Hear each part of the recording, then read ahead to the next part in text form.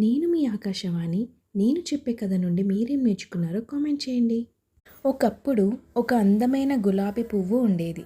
తన అందమైన రూపంపై ఆ పువ్వు చాలా గర్వపడేది. కానీ ఆమెకు ఒకే ఒక్క బాధ. తన పక్కన ఓ ఆకర్షణీయంగా లేని క్యాక్టస్ మొక్క పెరుగుతుండేది. ప్రతిరోజు గులాబీ ఆ క్యాక్టస్ పై నవ్వుతూ దానిని నిందించేది.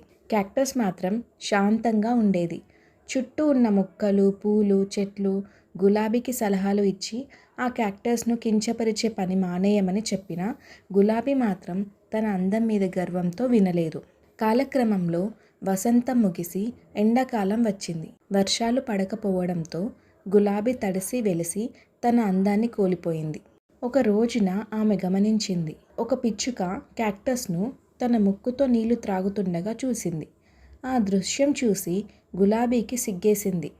అయితే చివరకు ధైర్యం చేసి క్యాక్టస్ను అడిగింది, నాకు కొద్దిగా నీళ్లు ఇవ్వగలవా అని. క్యాక్టస్ మాత్రం మానవత్వంతో స్పందించి అంగీకరించింది. ఆ తరువాత ఆ పిచ్చుక వచ్చి గులాబీకి నీళ్లు పోసింది. ఈ కథలోని నీతి: మనిషిని అతని రూపాన్ని బట్టి నిందించకూడదు.